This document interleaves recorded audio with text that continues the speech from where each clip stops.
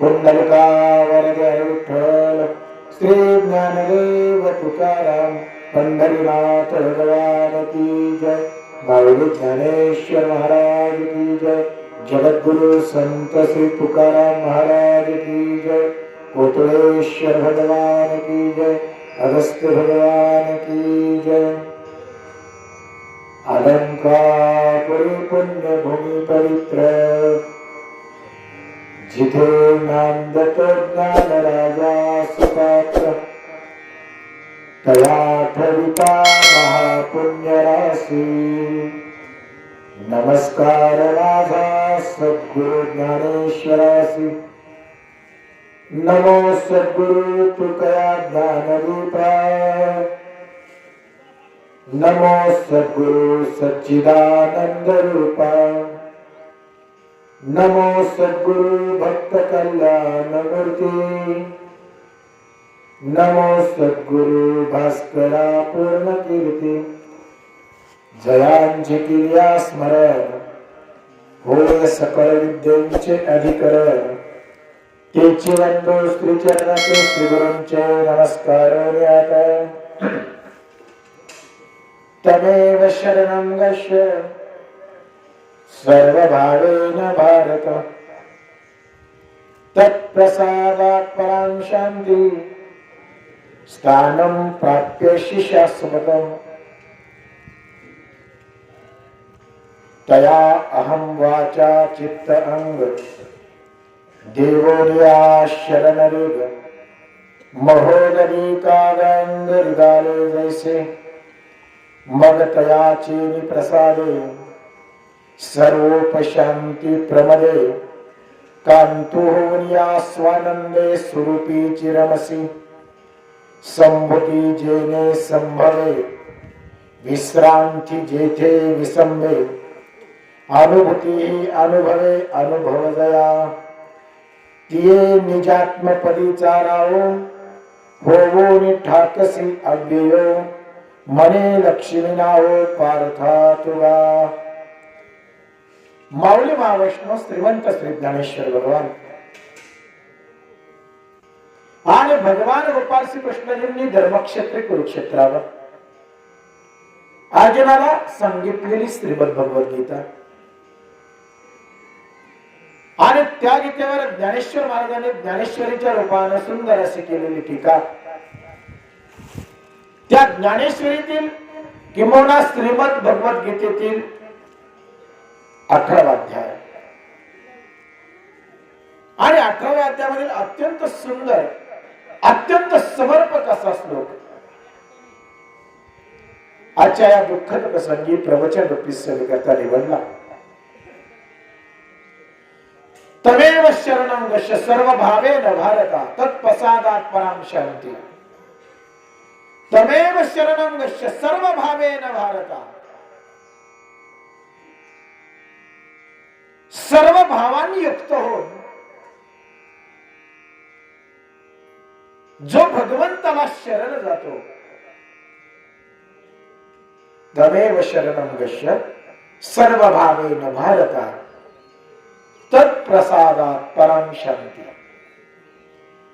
त्याला शांती आणि समाधानाची प्राप्ती होते। मानवी जीवनामध्ये तुम्हाला आवश्यक आहे ती शांती आणि समाधान। जीवन जगत असताना तुम्ही आम्ही सर्वजण सुखाच्या शोधात जगतो, आनंदाचा शोध घेत जगतो। पण या संसारामध्ये या मृत्यू लोकामध्ये असा एकही जीव शोधूनही सापडत नाही ज्याच्याकडे सुख आणि समाधान आहे। शोध सगळेच घेत आहेत, सगळ्यांना सुख पाहिजे, सर्वांना समाधान पाहिजे, सर्वांनाच जीवनामध्ये शांतीचा अनुभव पाहिजे। पण मिळालाय असा जीव मात्र संसारात सापडत नाही। या जगतामध्ये सुखी आनंदी समाधानी आणि शांतीला प्राप्त झालेला जीव अत्यंत दुर्मिळ आहे। आयुष्यभर आम्ही त्याच्यासाठीच सगळं काही जमवतो, त्या गोष्टी प्राप्त करण्यासाठी तुमची माझी धडपड आहे. तुम्ही आम्ही तुमच्या आमच्या आजूबाजूला जे काही जमवलं, जे काही मिळवलं, जे काही कमवलं, ते केवळ आणि केवळ त्याच गोष्टीच्या प्राप्तीसाठी आहे ज्याला आम्ही सुख म्हणतो, ज्याला आम्ही समाधान म्हणतो. पण एवढं सगळं मिळवून आयुष्यभर झटून झगडून आम्हाला ते मिळत नाही, मिळालं नाही. का मिळालं नाही? एवढ्या साऱ्या वस्तू आम्ही जमवल्या, एवढा सारा संसार तुम्ही आम्ही तुमच्या आमच्या अवतीभोवती जमा केला, गोळा केला, पण त्या वस्तूंनी, त्या संसारानं आम्हाला सुख दिलं नाही, समाधान दिलं नाही. याचं उत्तर कधी आम्ही शोधलंय का? का आम्हाला सुख मिळत नाही, का समाधान मिळत नाही, आमच्याकडे काय कमतरता आहे?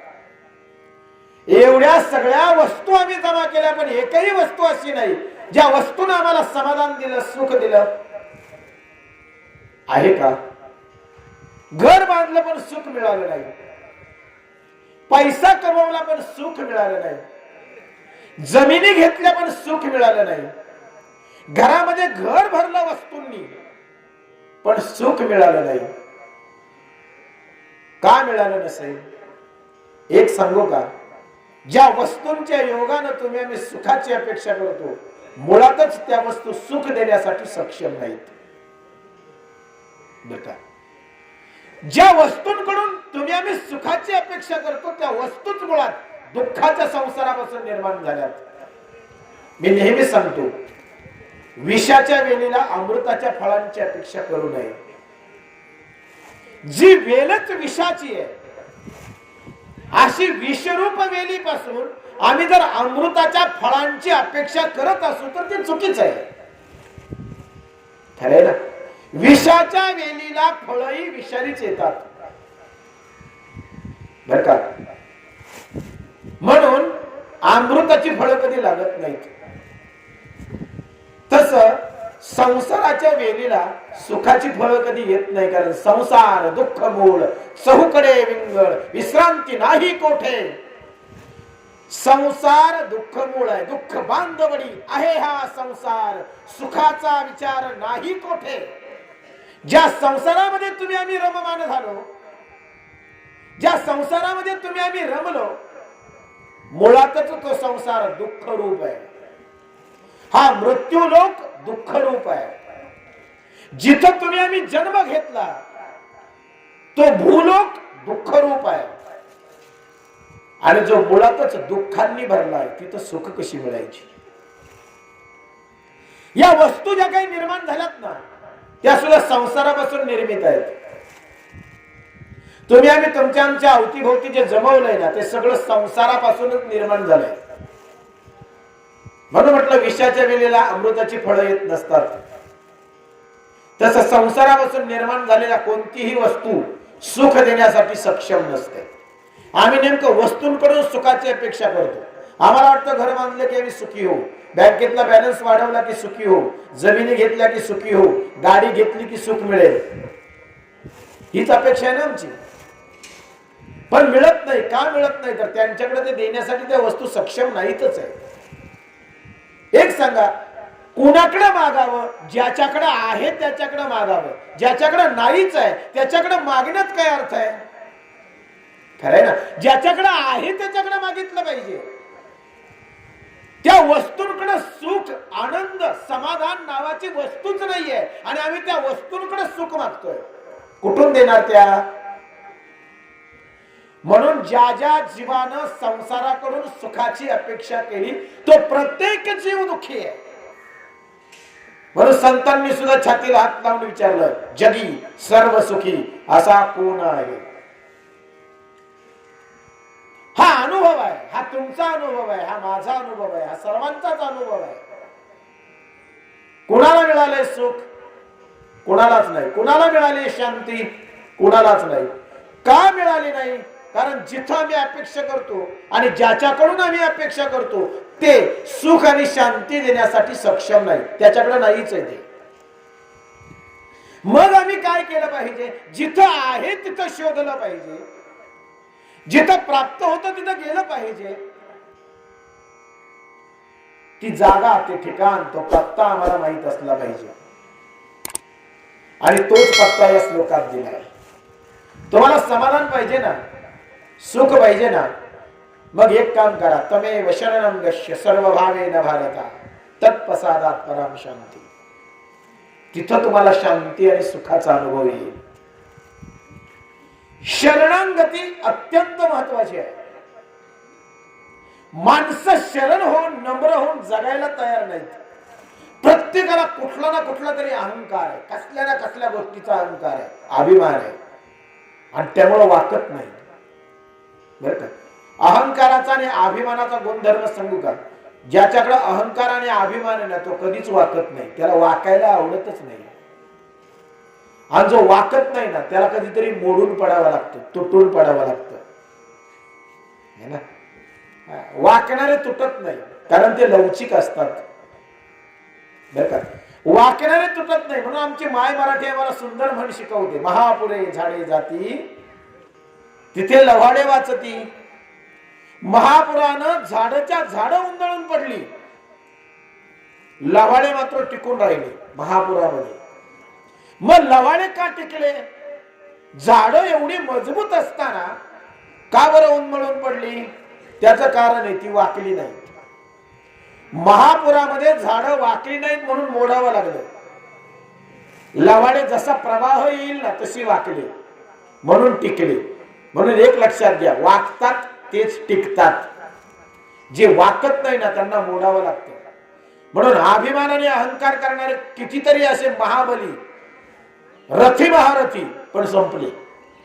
रावणासारखे, कंसासारखे, दुर्योधन, दुःशासनासारखे अहंकारी, अभिमानी, ज्यांना सत्तेचा अभिमान आहे, ज्यांना द्रव्याचा, संपत्तीचा अभिमान आहे, ते सुद्धा संपले.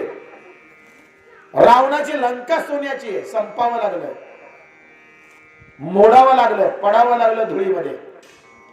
दुर्योधनाकडे राजसत्ता आहे, पण राजसत्ता असताना सुद्धा दुर्योधनाला धुळीमध्ये लोळावं लागलं, संपावं लागलं. का?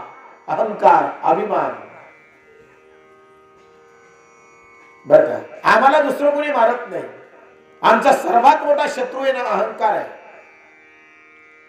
आम्हाला संपवणारा आमचाच अहंकार असतो, आम्हाला संपवणारा आमचाच अभिमान असतो. आमच्या ते लक्षात येत नाही. ज्यांना अहंकाराला आणि अभिमानाला पाळलंय ना आपल्या जवळ, तो अहंकार आणि अभिमान त्यालाच पोखरतो. म्हणून उंदीर कधी पाळू नये, आणि पाळतही नाही कोणी. का? उंदीर पाळला तर तो त्याच घर पोखरतो. हा, तसा अहंकार, अभिमान उंदीर आहे आणि तो पोखरतोय आपल्या स्वतःलाच. असे फार मोठे मोठे रथी महारथी अहंकाराने संपवले.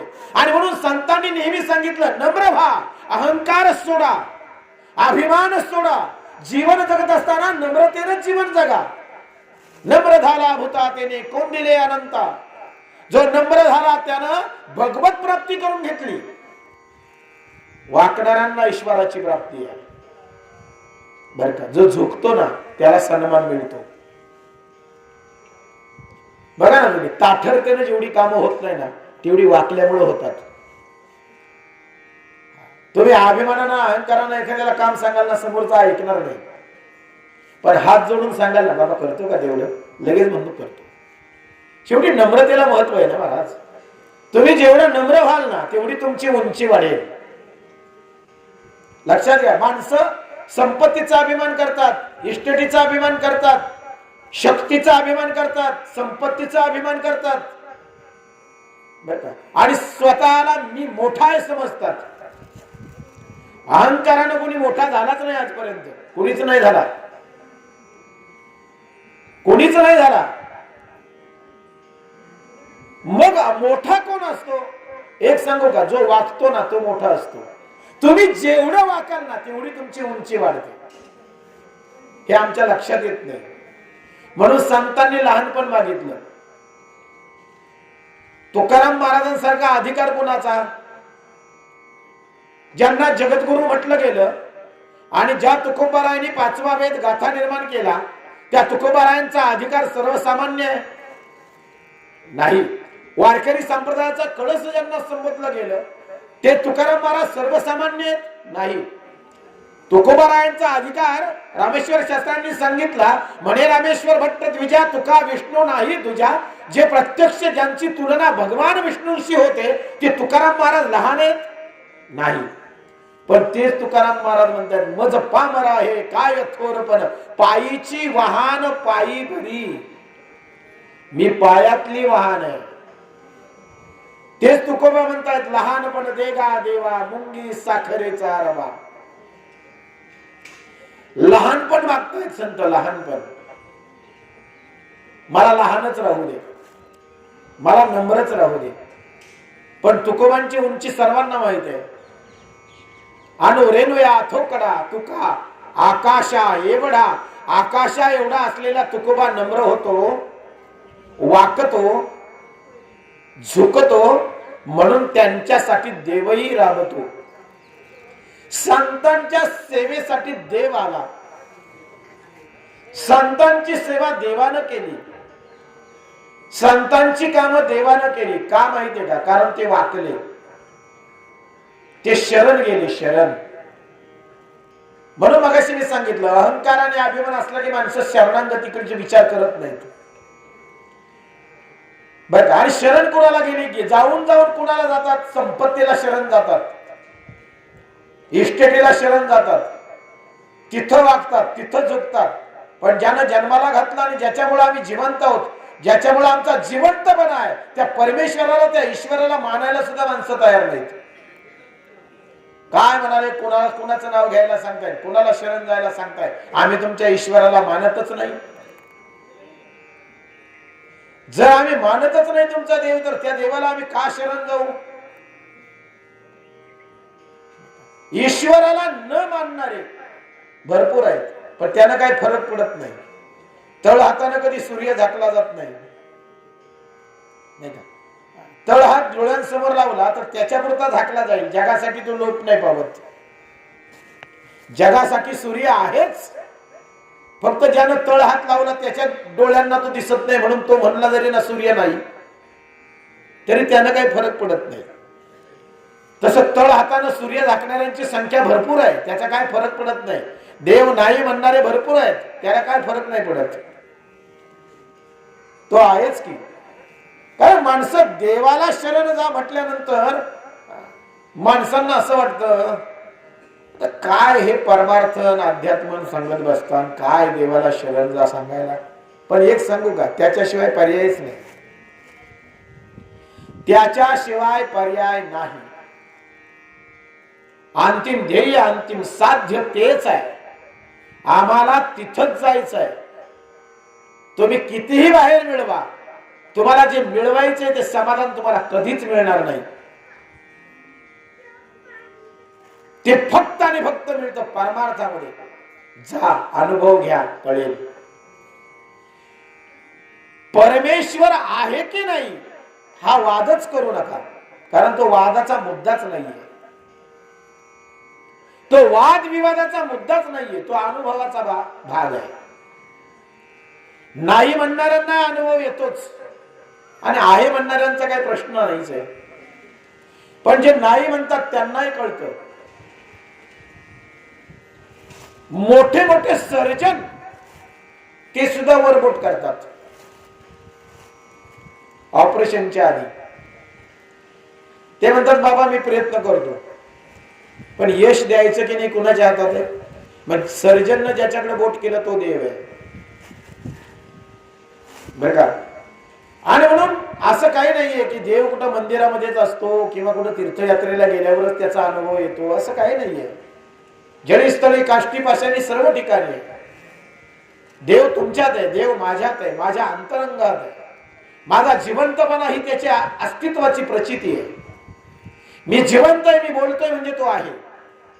तुमच्या कानानं तुम्हाला ऐकायला येते म्हणजे देव आहे, हे लक्षात घ्या. कारण त्याच्या सत्तेनं तुम्ही ऐकतात.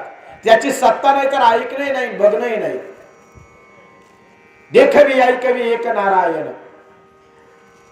तुमच्या डोळ्यांचं दिसणं परमेश्वराच्या सत्तेचं अस्तित्व आहे. तुमच्या कानानं ऐकू येणं हे परमेश्वराची सत्ता आहे. ती झुगारून नाही चालत. ती डोळ्यांनी दिसत नसली म्हणून काय झालं, म्हणजे डोळ्यांनी दिसतं त्यालाच अस्तित्व असतं असं काही नाही. डोळ्यांनी दिसतं तेच सत्य असतं असं काही नाही. बऱ्याचशा गोष्टी अशा आहेत ज्या डोळ्यांनी दिसत नाही पण अस्तित्व आहे. कोरोनाचा विषाणू कुठं कुणाला डोळ्यांनी दिसलाय म्हणून नाहीये का? आहेच ना. तोंड बांधून फिरतोय म्हणजे आहेच ना. कोरोना दिसलाय का कोणाला डोळ्यांनी? नाही दिसला ना. पण आहे की नाही, मानतो की नाही आम्ही? आहे की नाही? तोंड बांधले म्हणजे आम्हाला कोरोना आहे याच्यावर विश्वास आहे. मग डोळ्यांनी दिसत नाही म्हणजे नाही म्हणून चालतंय का? एक लक्षात घ्या, डोळ्यांनी दिसतंय म्हणूनच त्याला अस्तित्व आहे असं नाही. डोळ्यांनी दिसत नाही म्हणून सुद्धा अस्तित्व असणाऱ्या बऱ्याच वस्तू आहेत. हवा डोळ्यांनी दिसत नाही म्हणून नाहीये का? आहे ना, अस्तित्व आहे ना, जाणवते ना. तसं परमेश्वर डोळ्यांनी दिसत नसला म्हणून काय झालं? अस्तित्व आहे, ते मान्य करावं लागतं. आणि नाही मान्य केलं तर एक दिवस का होईना अनुभवातून ते आम्हाला मान्य करावं लागतं. हा, म्हणून वाद करू नका, विवाद करू नका. सर्व शक्तिमान या जगामध्ये कोणीतरी एक आहे ज्याच्या सत्तेने हे विश्व संचलित होत आहे. बीज लावलं ना की अंकुर फुटतो, त्या अंकुराचा मोठा वृक्ष होतो. एका बीजापासून मोठा वृक्षापर्यंत जे परिवर्तन घडलं ना ते त्याच्या सत्तेत घडलं. लक्षात घ्या, ही सत्ता त्याची आहे. एका साध्याशा बीजापासून वृक्षामध्ये त्या बीजाला परिवर्तित करणारी जी सत्ता आहे ना ती देव आहे. ते तुम्ही आम्ही नाही करू शकत.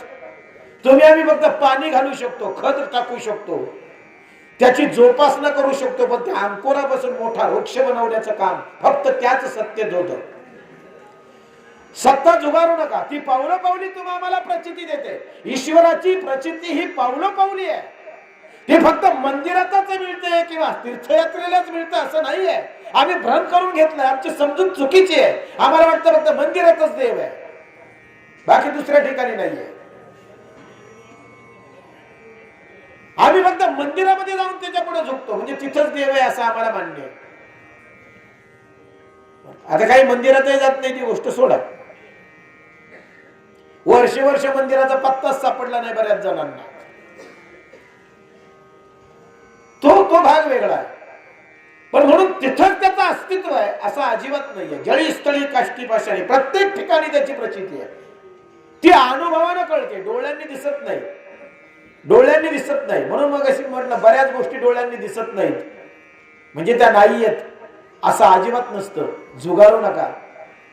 सत्ता मान्य करावीच लागते. सत्ता मान्य करावीच लागते. तुम्ही माना अगर नका मानू, पण आमच्यावर सुद्धा कोणाची तरी सत्ता आहे. माझ्यावर आहे, तुमच्यावर आहे, आणि ती सत्ता म्हणजे ईश्वर आहे. तुम्ही माना अगर नका मानू. बरीच माणसं म्हणतात आम्हाला काही घेणं नाही तुमच्या देवाचं, आम्ही मानत नाही. अरे तू नको मानू बाबा, पण तो मानतोय तुला म्हणून जिवंत आहेस. ज्या दिवशी त्यानं मानायचं सोडलं ना, एक सेकंद नाही जगणार. एक सेकंद. आम्ही तुमच्या देवाला मानत नाही, नको मानू, पण देव तुला मानतोय म्हणून जिवंत आहे एवढं लक्षात ठेव. ज्या दिवशी देवानं मानायचं सोडलं ना त्या दिवशी आपलं उरकलं म्हणून समजायचं. म्हणून एक लक्षात घ्या, तुम्ही माना अगर नका मानू, देव मानतोय म्हणून जिवंत आहे. आपण जिवंत आहोत कारण अजूनही त्याची सत्ता तुमच्या माझ्यावर स्थापित आहे. ज्या दिवशी त्या सत्तेनं तुम्ही आम्हाला सोडलं ना, हेच शरीर चितेवर जातं. मग चितेवर मग आपलेच अपतेष्ट, आपलेच नातेवाईक त्या चितेला आग देतात. खरंय ना? काय किंमत राहिली शरीराची? जिवंत आहे तोपर्यंत किती अभिमान, किती अहंकार. मी मी मी मी माझं माझं. कुणाला जुमानलं नाही, कुणावर प्रेम केलं नाही, मत्सर अहंकारामध्ये जगला. मेल्यानंतर काय हालत आहे बघा ना. गवत जळावं ना तसे केस जळतात, आणि लाकूड जळावं तसे हाडं जळतात. शरीराची अवस्था जळावंच लागतं, राख होऊन पडावंच लागतं. कशासाठी? अभिमानाने, अहंकार. आणि कशाचा अभिमान आणि अहंकार करतात? शेवटी राखच आहे, राख. म्हणून कुठंतरी सत्य जाणा, सत्य स्वीकारा, सत्याला सामोरं जा, अस्तित्व मानायला शिका. आम्ही म्हणून हे का घडतंय माहितीये का? अभिमान आणि अहंकार या गोष्टी आम्हाला परमेश्वराकडे जाऊ देत नाहीत. अभिमान आणि अहंकार आम्हाला परमेश्वराचं चिंतन करू देत नाहीत. अभिमान आणि अहंकाराने आम्हाला भक्तीपासून दूर नेलं. आम्ही शरण का जात नाही? तर आमचा अभिमान आणि आमचा अहंकार त्याला आड येतो. का वाकू, का झोकू, का बाबा वाकणं झोकणं, काय हरकत काय? एवढे मोठमोठे संत झाले, ऋषीमुनी झाले, त्यांनी समर्पण केलं आपल्या जीवनाचं. मला सांगा महाराज, आम्ही म्हणतो देव कुठे आहे आणि कसा आहे? ठीक आहे, नाही पाहिला कोणी, पण एक तुम्हाला माहित आहे का? आजही -30 डिग्री सेंटीग्रेड तापमानामध्ये -30 -30 डिग्री सेल्सिअस तापमानामध्ये हिमालयामध्ये आजही ऋषीमुनी त्या ठिकाणी ध्यान धारणा करतायत. आजही या घडीला बर्फामध्ये बसलेत. काय मिळतं त्यांना मला सांगा बरं? त्यांनी घर सोडलं, त्यांनी नातेवाईक सोडले, त्यांनी समाज सोडला, ते एकांतात गेले, एकांतातच राहिले. तिकडे कुणाचाही संबंध नाही, संपर्क नाही. अशा उंच हिमालयामध्ये जिथं माणसाला जाणं शक्य नाही, त्या ठिकाणी ते ऋषी ध्यानस्थ अवस्थेमध्ये बसलेत. कोणासाठी बसलेत? त्यांना काय मिळालं तिथं? इथं साधा 2 तास चहा मिळाला तर माणसं म्हणतात तलप आले रे चहाची, 2 तास झाला मला चहा मिळाला नाही. मला सांगा, उंच हिमालयावर कितीतरी उंचीवर -30 डिग्री सेल्सिअस तापमानामध्ये बसलेला तो साधू, त्याला त्या ठिकाणी काय मिळत असेल म्हणून बसलाय? ज्यानं आपलं सर्वस्व सोडलं, सर्वस्व, ज्यानं काहीच अपेक्षा केली नाही, फक्त बर्फामध्ये बसलाय, त्याला काय मिळत असेल मला सांगा? आणि तो कुणासाठी बसलाय हे सांगा? त्याला काहीतरी मिळालं असेल म्हणून बसलाय, नाही तर केव्हाच हिमालय सोडला असता. त्याने सोडला असताना त्याला काहीतरी अनुभव येतोय, त्याला कुणाची तरी सत्ता मानलीये, त्याला कुणाच्या तरी सत्तेचा अनुभव आलाय, म्हणून तो त्या ठिकाणी बसलाय. आमच्या मानण्यानं न मानण्यानं काही फरक पडत नाही महाराज. म्हणून म्हटलं आम्ही झुगारू शकतो सत्ता, कारण तो अहंकार आणि तो अभिमान आम्हाला ती झुगारायला कारणीभूत ठरतो. पण ज्यानं समर्पण केलं ना, जो शरण गेला ना, त्याला त्या सत्तेचा अनुभव येतोच. आणि अनुभव आल्यानंतर तो ती शरणागती कधी सोडत नाही. म्हणून म्हणतात ना, पाण्यात पडल्याशिवाय पोहता येत नाही. तसं एकदा पाण्यात पडा म्हणजेच पोहता येईल. नदीच्या कडेला बसून पोहण्याचा आनंद नाही घेता येत. उडी मारावी लागते ना. उडी मारल्यानंतर मग तो पोहण्याचा आनंद तुम्हाला मिळेल, तसा नाही मिळू शकत. हा, सुरुवातीला 2-3 गटागळ्या खावा लागतील, तो भाग सोडा. पण एकदा पोहायला यायला लागलं ना की मग आनंद मिळतो त्यात. तसा परमार्थाच्या कडेला बसून परमार्थातला आनंद नाही कळत.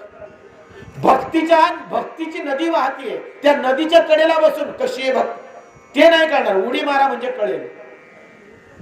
तो आनंद तिथं अनुभवल्याशिवाय कळत नाही महाराज. परमेश्वराच्या जवळ काय आहे? परमेश्वराच्या जवळ वस्तू नाहीत, परमेश्वराच्या जवळ संपत्ती नाही, पण परमेश्वराच्या जवळ आनंद आणि सुख आहे. कारण तो आनंदमय आहे, प्रेममय आहे, सुखमय आहे. परमेश्वराचं स्वरूपच आनंदमय आहे. आणि म्हणून संतांच्या संसारात अत्यंत अभाव आहे, पण परमार्थात ते श्रीमंत आहेत. बर का? संतांचा संसार अभावाचा आहे, दुःखांचा आहे. संतांची लेकरं बाळ उपवासी आहेत, पण परमार्थाच्या बाबतीत संत सर्वात श्रीमंत आहेत आणि सुखी आणि समाधानी आहेत. ती श्रीमंती आमच्याकडे नाही. आम्ही पैशाने श्रीमंत असू पण सुख नाही. संतांकडे पैसाच नव्हता पण सुखाचा भांडार आहे, भरले अनंत भांडार. नुसतं इतकं भरलंय की देती आली अशी दान. ज्ञानेश्वर महाराजांकडे काहीच नव्हतं, फुटकी खापरं होती, झोपडीमध्ये त्यांच्या सिद्ध बेटाच्या. पण ज्ञानेश्वर महाराजांकडे एवढा आनंद आहे की अवघाची संसार सुखाचा करीन आनंदे भरीन तिन्ही लोकी स्वतः तर सुखी समाधानी आहेतच, पण अवघाची संसार सुखी करण्याचं सामर्थ्य त्यांच्यामध्ये आलं. ते परमार्थानं दिलं, हे लक्षात घ्या. ते परमेश्वरानं दिलं. आणि म्हणून तो आनंद, ते सुख तुम्हाला फक्त आणि फक्त शरणागतीनंतरच मिळतं. शांतीसाठी समाधानासाठी जर आम्ही प्रस्थान केलं असेल ना, तर ती शांती आणि समाधान संसाराच्या कोणत्याही कोपऱ्यामध्ये जा तुम्हाला मिळणार नाही. ते पाहिजे असेल ना तर तुम्हाला शरणच जावं लागेल. तमेव शरणं दश्य सर्व भावेन भारता तत्प्रसादात परम शांती. ही शांतीची प्राप्ती तिथं आहे. आणि म्हणून माणसानं कितीही सैरभैर होऊन फिरलं ना शोधात, आणि जगातल्या सगळ्या वस्तू जरी आपल्या घरामध्ये जमा करून ठेवल्या ना, तरी वस्तूत सुख मिळणार नाही, मिळालंच नाही. स्वतःच्या मनाला प्रश्न करून अनुभवानं स्वतःला विचारा, नाही मिळत. आणि म्हणून जिथं मिळत नाही तिथं धडपड करण्यात काही अर्थच नाहीये महाराज. जिथं मिळत नाही तिथं धडपड करण्याचा अर्थ नाही. आहे तिथं जा. म्हणून मग जे सांगितलं, पत्ता शोधा. जिथं आहे त्या ठिकाणापर्यंत पोहोचा. तिथं पोहोचल्यानंतरच प्राप्ती आहे, तशी प्राप्ती होणार नाही. आणि म्हणून धडपड धावपळ निश्चित करा, पण ती सार्थकी असली पाहिजे, ती योग्य असली पाहिजे, योग्य दिशेने असली पाहिजे. जीवन जगताना सुद्धा जीवनाला एक योग्य दिशा असली पाहिजे.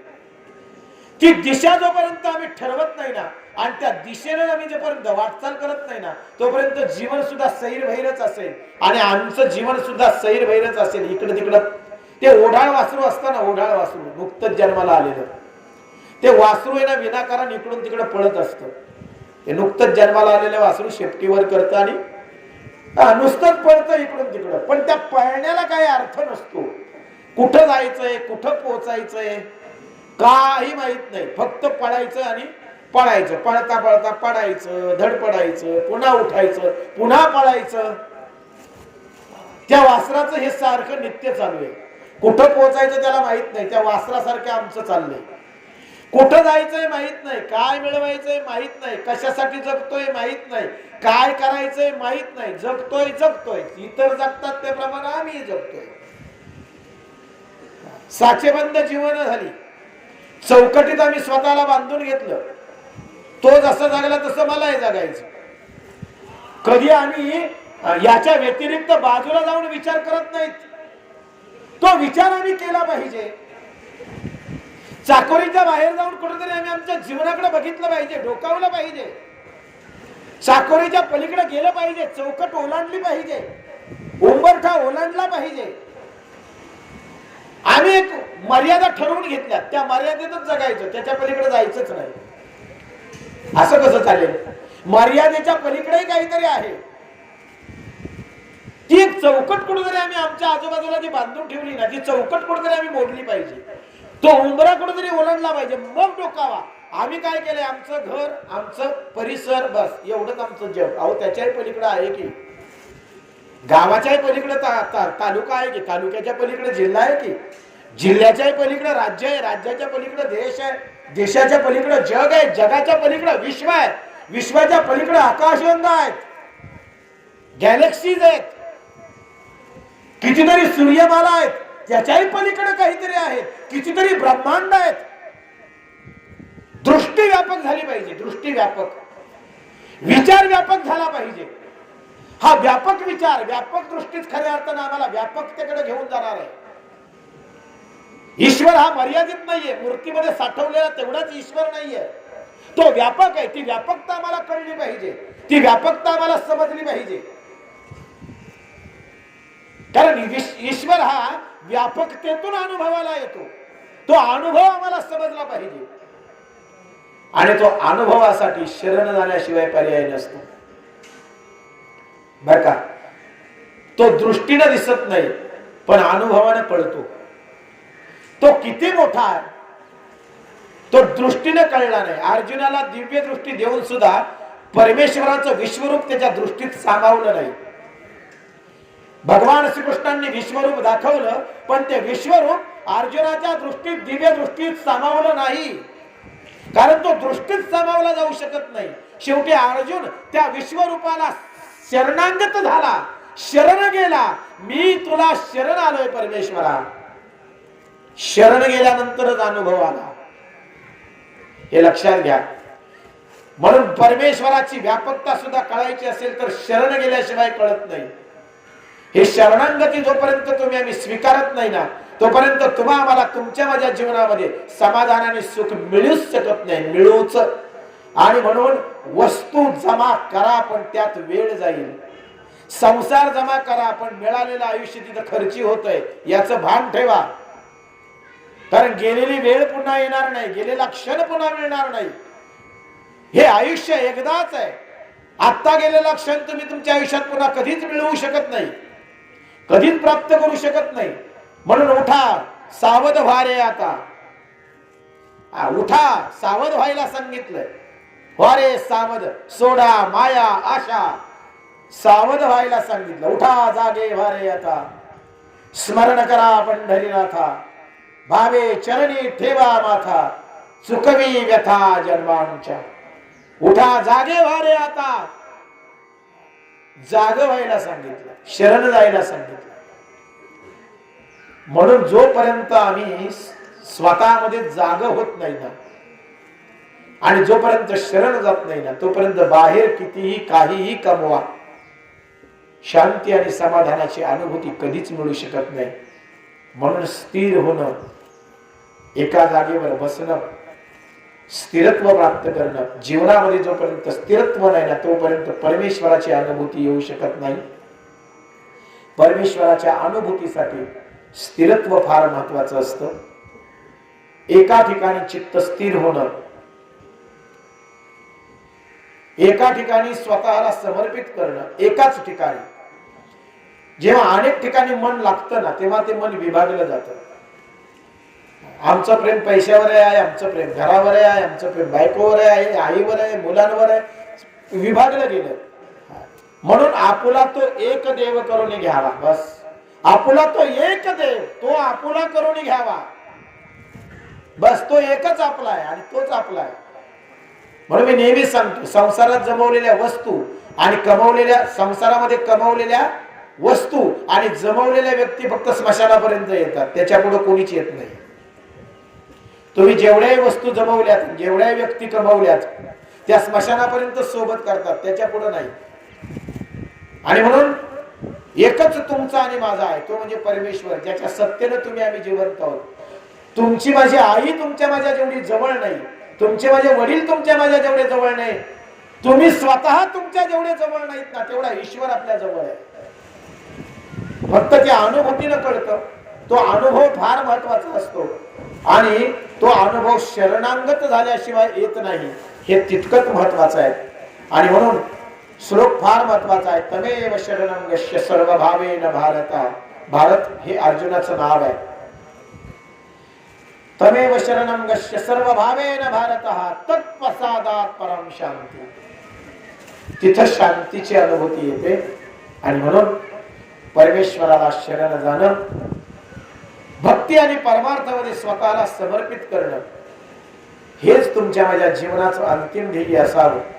बाकी कितीही ध्येय ठरवली तरी ती ध्येय तुम्हा आम्हाला विचलित करणारी आहेत, तुम्हा आम्हाला भरकटवायला लावणारी आहेत. आणि म्हणून तुमचं माझं स्थिरत्व फक्त परमार्थात होऊ शकतं. तुमच्या माझ्या जीवनामध्ये स्थिरत्व फक्त भक्तीमध्येच तुम्हाला अनुभवायला येऊ शकतं. आणि म्हणून स्थिर व्हा, शांत व्हा. जोपर्यंत तगमग सुरू आहे ना, तोपर्यंत अनुभव येत नाही. तगमग थांबवा, तळमळ थांबवा आणि स्थिर झाल्यानंतरच खऱ्या अर्थानं अनुभवाची तुम्हा आम्हाला प्रचिती येईल. असो, आज थांबायचं. भगवान श्रीकृष्णांनी मांडला गीतेचा शेवटचा अध्याय.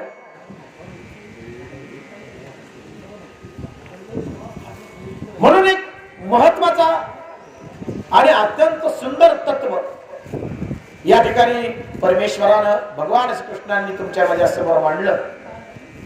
त्या तत्वाला, त्या सिद्धांताला अनुभवातून जाणणं ही अत्यंत महत्वाची गोष्ट आहे. पुन्हा पुन्हा एकच शब्द वापरतोय, अनुभवातून जाणणं. कारण अनुभवातूनच या गोष्टी कळतात. परमार्थात मिळवायचं काहीच नसतं. कुठलीच वस्तू परमार्थात मिळवायची नसते. परमार्थात कुठलीच वस्तू मिळत नसते. परमार्थात मिळवायचं काही नाही. संसारात जे मिळवले ते परमार्थात घालवायचं असतं. संसारात आम्ही अभिमान कमवला, संसारात आम्ही अहंकार कमवला, संसारात आम्ही षडरिपू कमवले, विकार कमवले, ते परमार्थात घालवायचे असतात. परमार्थ त्याच्यासाठी आहे. फक्त भगवत प्राप्ती ही परमार्थाची अंतिम साध्य नाहीये. परमार्थाचं खरं साध्य आहे तुमच्या माझ्या जीवनामधली आंतरिक स्वच्छता होणं फार महत्वाचं आहे. आतली स्वच्छता महत्वाची आहे आणि ती आतली स्वच्छता परमार्थ करतो. बाहेरून स्वच्छता होते ती पाण्यानं, पण आंतरिक स्वच्छतेसाठी विचारांची गरज असते. आतल्या स्वच्छतेसाठी विचार फार महत्वाचे असतात. जोपर्यंत बाहेरून किती स्वच्छ असू द्या, मन स्वच्छ नाही ना, तोपर्यंत आपण स्वच्छ झालो असं म्हणू शकत नाही. जोपर्यंत मनात विकार आहेत ना, तोपर्यंत स्वच्छतेची अनुभूती कशी येणार, कसं स्वच्छ होणार? शरीर स्वच्छ केली जाऊ शकतात, पण मनाला स्वच्छ करण्यासाठी विचारांचीच गरज असते. आणि ते विचार फक्त आणि फक्त परमार्थ देतो. ते विचार आणि ती तत्व फक्त आणि फक्त अध्यात्मात तुम्हाला सापडतात. आणि म्हणून जोपर्यंत तुम्ही आम्ही विचारांकडे जात नाही आणि जोपर्यंत तुमच्या माझ्या जीवनामध्ये विचारांची बैठक निर्माण होत नाही ना, तोपर्यंत तुम्ही आम्ही अस्वच्छतेतच राहत असतो. बरं का? तनानं स्वच्छ होणं आवश्यक आहेच, त्यानं शरीराचे रोग जातात, पण मनानं सुद्धा स्वच्छता फार महत्वाची. मनाला काय घाण लागली आहे? मनाला घाण लागली आहे विकारांची. काम आहे, क्रोध आहे, मद आहे, मत्सर आहे, अहंकार आहे, विकार आहेत, अहंकार आहे, अभिमान आहे, दंभ आहे, असत्य आहे. या सगळ्या गोष्टींनी मनाला मलिन केलं. ती मलिनता फक्त आणि फक्त आध्यात्मिक विचारांनी आणि तत्वांनीच नाहीशी होईल, सद्विचारांनीच नाहीशी होईल. आणि म्हणून जोपर्यंत जीवनामध्ये सद्विचारांची सांगड तुम्ही आम्ही जोडत नाही, जोपर्यंत सद्विचार तुमच्या माझ्या जीवनामध्ये निर्माण होत नाहीत ना, तोपर्यंत स्वच्छता होऊ शकत नाही. आणि म्हणून अत्यंत महत्वाचा मुद्दा, पण तरीही माणसं या गोष्टीकडे डोळे झाकपणा करतात. नेमकं आम्हाला काय मिळवायचंय, काय कमवायचंय, या गोष्टींचा विचार माणसांनी सोडून दिला. धावपळ करतायत माणसं, पळापळ करतायत माणसं, पण पळणारी धावपळ किंवा होणारी धावपळ, दिसणारी धावपळ ही साध्यासाठी आहे की साधनं मिळवण्यासाठी आहे, याचा विचार होत नाहीये. आणि म्हणून एकानं सहज प्रश्न केला, म्हणाला का हो इकडून माणसं इकडे जातात, इकडून इकडे जातात, सगळेच इकडे पळतात, काही इकडे पळतात, ही माणसांची पळापळ का चालली आहे? त्यानं विनोदानं उत्तर दिलं. ते म्हणाले एकाच बाजूला माणसं पळली तर पृथ्वी कलेल म्हणेल त्या बाजूला, म्हणून पृथ्वीला बॅलन्स पाहिजे ना, म्हणून माणसं काही इकडे जातात तर काही इकडे जातात. हा विनोदाचा भाग आहे, पण ही पळापळ व्यर्थ आहे. बर का? ही पळापळ व्यर्थ आहे. आणि म्हणून व्यर्थ पळापळ किंवा व्यर्थ धावपळ, शेवटी जी व्यर्थता आहे ती व्यर्थता तुम्हाला कशाचीच प्राप्ती करून देऊ शकत नाही. हे मात्र अंतिम सत्य तुम्ही आम्ही लक्षात ठेवलं पाहिजे. हे सत्य जोपर्यंत तुमच्या माझ्या लक्षात येत नाही ना, तोपर्यंत ही पळापळ व्यर्थ ठरणार. आणि म्हणून कुठंतरी आमची जी काही धावपळ आहे ती धावपळ स्थिरत्वामध्ये परिवर्तित होणं, ती कुठंतरी आम्ही एका जागेवर थांबवणं. संत सुद्धा म्हणतात, ठाईच वैसोनी करा एक चित्त, आवडी अनंत आळवावा. एका जागेवर बसून एक चित्त व्हावं, आणि हे एक चित्त होणं म्हणजेच परमार्थाची प्राप्ती आहे. एक सांगू का तुम्हाला, परमार्थातली सर्वात मोठी अवस्था म्हणजे चित्ताची एकाग्रता. आणि जोपर्यंत चित्त एकाग्र होत नाही तोपर्यंत तो पारमार्थिक असू शकत नाही. परमार्थाची सर्वात मोठा संकेत काय? त्याचं चित्त एकाग्र असतं, तो एक चित्त असतो, तो विचलित होत नाही. कुठल्याही सांसारिक आक्रमणांनी तो विचलित होत नाही, ही परमार्थातली सर्वात मोठा संकेत आहे. हा, म्हणून तो एकाग्र जोपर्यंत नाही ना तोपर्यंत परमार्थ सुद्धा साध्य होत नाही. परमार्थात असून सुद्धा माणसं विचलित आहेत. मग त्याला पारमार्थिक कसं म्हणायचं? कुठल्याही परिस्थितीमध्ये विचलित न होणं हा परमार्थाचा स्थायी भाव आहे. लक्षात घ्या, परमार्थाचा स्थायी भाव काय? कुठल्याही परिस्थितीत विचलित न होणं. जर आम्ही विचलित होत असू तर आम्ही पारमार्थिक नाही, आणि तो परमार्थ आमच्यात मुरलाच नाही. म्हणून विचलित न होणं आणि आलेल्या परिस्थितीशी तुम्ही आम्ही त्या स्थिरत्व बुद्धीनं जुळवून घेणं परमार्थ जुळवायला शिकवतो. ऍडजस्टमेंट परमार्थ शिकवतो. बरं का? म्हणून पहा ना, संतांनी त्यांच्या जीवनामध्ये केवढी मोठी ऍडजस्टमेंट केली, किती जुळवून घेतलं. जी परिस्थिती संतांच्या संसारात आहे ती आमच्या नाही, तरी देखील संतांनी कुठलीही तक्रार केली नाही. ईश्वराकडे कधीच कुठली तक्रार संतांनी केली नाही. कितीही उणिवा होत्या, कितीही समस्या होत्या, पण तक्रार नव्हती. आमच्याकडे भरपूर आहे पण तरी आमच्या तक्रारी संपत नाही. भरपूर आहे आमच्याकडे पण तक्रारी नाही संपल्या. रोज तक्रार आहे, रोज नवी तक्रार आहे, रोज नवी समस्या आहे. आमच्या समस्या संपल्या नाही आणि संतांकडे समस्या असूनही त्या कधी त्यांनी कधी मांडल्या नाही. हा फरक आहे. म्हणून म्हटलं परमार्थाचा आणि संसाराचा हा फरक आहे. संसारात तक्रारी संपत नाही आणि परमार्थात तक्रारी उरत नाहीत. हा फरक आहे. संसारामध्ये तक्रारी रोज नव्या आहेत, परमार्थात तक्रारीच राहत नाहीत. त्याचं कारण आहे, कारण तिथं मूळ जे तत्व आहे ना त्या मूळ तत्वाचा अनुभव आहे परमार्थामध्ये, आणि संसारात तत्वच विखुरलीत, तात्विकताच राहिली नाही.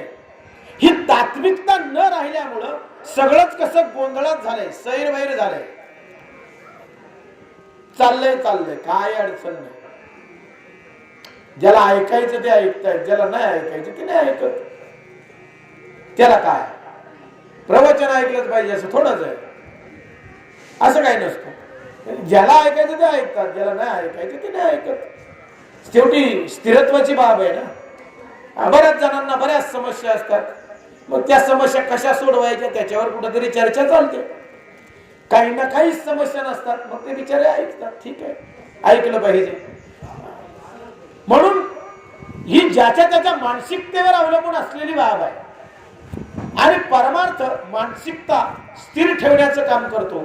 आणि म्हणून तिथं स्थिरत्व, तिथं स्थिर व्हायला संत सांगतात, ग्रंथ सांगतात, आणि ऋषीमुनी सुद्धा जे एकांतात गेलेत ना ते स्थिरत्वासाठीच गेलेत. ज्यांनी सर्व संसार सोडून एकांतात जाऊन बसलेत ना ते सुद्धा स्थिरत्व प्राप्त करण्यासाठीच गेलेत. सैर भैर मनाला नामस्मरणाचा लगाम लावला आणि नामस्मरणाचा लगाम लावून उधळणाऱ्या मनाच्या घोड्यांना त्या संतांनी स्थिर केलं. स्थिर केल्यानंतरच खऱ्या अर्थानं त्यांना अनुभव आला शांतीचा, बरं का. आणि म्हणून स्थिरत्वाशिवाय कुठलाही अनुभव तुम्हाला येऊ शकत नाही. तो अनुभव मिळवण्यासाठी, त्या अनुभवाच्या प्राप्तीसाठी आम्हाला शरण जाणं अत्यंत आवश्यक असतं. म्हणून पुन्हा एकदा श्लोक सांगतो, तमेव शरणं गच्छ सर्व भावेन भारतः. हा शब्द फार महत्वाचा एक या ठिकाणी आणलाय, तो म्हणजे सर्व भावेन. सर्व भावेन याचा अर्थ असा आहे, काया वाचा मन बुद्धी या सर्व भावांनी युक्त होऊन, कायिक वाचिक मानसिक बौद्धिक जे काही भाव आहेत त्या सर्व भावांनी युक्त होऊन शरण जाणं हा फार महत्वाचा मुद्दा आहे. नाहीतर माणसं प्रवचनात बसतात आणि मन मात्र स्थिर नसतं, भाव मात्र कुठेतरी वेगळ्याच ठिकाणी असतो. काही माणसं दूर उभी असतात पण प्रवचन लक्षपूर्वक ऐकत असतात. हा फार काही समोर बसतात पण मनात काहीतरी वेगळेच विचार असतात. काही लांबवर खड्या दूर उभे असतात पण लक्ष मात्र त्यांचं काय बोलतायत, काय सांगतायत तिकडं असतं. म्हणजे चित्त फार महत्वाचं आहे. चित्त फार महत्वाचं आहे. ते चित्त तुम्ही दूर असलं तरी त्या ठिकाणी असणं. म्हणून दर्शनाला मंदिरातच गेलं पाहिजे असं काही नसतं. चित्तानं सुद्धा दर्शन होतं. दर्शन याचा अर्थ मूर्तीच्या जवळ जाऊन मूर्तीला हात लावणं असा होत नाही. दर्शनाचा अर्थ डोळ्यांनी दिसणं, बस. डोळ्यांनी दिसणे म्हणजे दर्शन, हात लावून पायावर डोकं ठेवणं म्हणजे दर्शन नाही. नुसता डोळ्यांनी दिसलं तरी दर्शन आहे. म्हणून दर्शन या शब्दाचा अर्थ दिसणे, नेत्रांनी डोळ्यांनी दिसणे. आणि म्हणून परमेश्वराला शरण जाण्यासाठी मंदिरातच गेलं पाहिजे, तीर्थक्षेत्रांनाच गेलं पाहिजे असं काही नाही.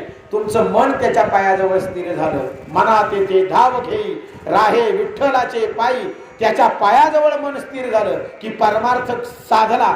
हा अंतिम सत्य आणि अंतिम तत्व गीतेमध्ये सुद्धा सांगितलंय. त्या तत्वाला तुम्ही आम्ही जाणावं आणि अनुभवानं ते माहीत करून घ्यावं. म्हणून पुन्हा एकदा भगवंताला शरण गेल्याशिवाय शांतीची प्राप्ती नाही. तमेव शरणं यस्य सर्वभावेन भारता तत्प्रसादात पराम शांती, असा त्या ठिकाणी हा श्लोक या परमेश्वरानं अर्जुनाला सांगितला. असो,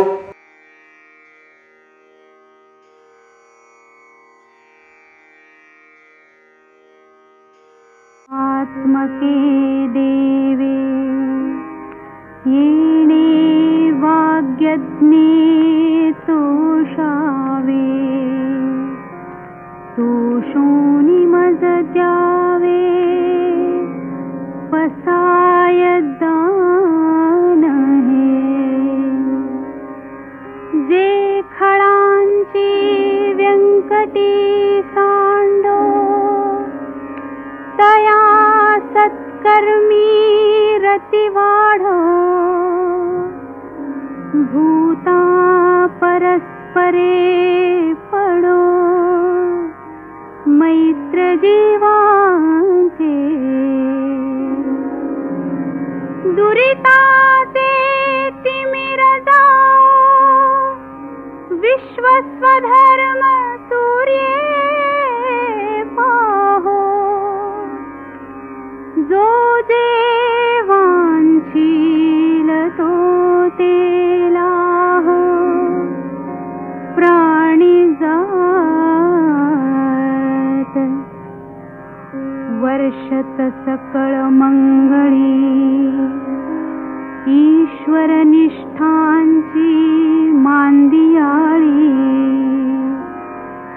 अनवरत भूमंडळी, भेट तू भूता. चला कल्पतरूंचे आरव, चेतना चिंतामणींचे गाव. बोलते जे अर्णव पियुषाचे. चंद्रमे जे अलांछन, मार्तंड जे तापहीन. ते सर्वाही सदा सज्जन, सोय रे हो तू. किंबहुना सर्व सुखी, पूर्ण होनी तिही लोकी. भजिजो आदि पुरुषी, अखंडित.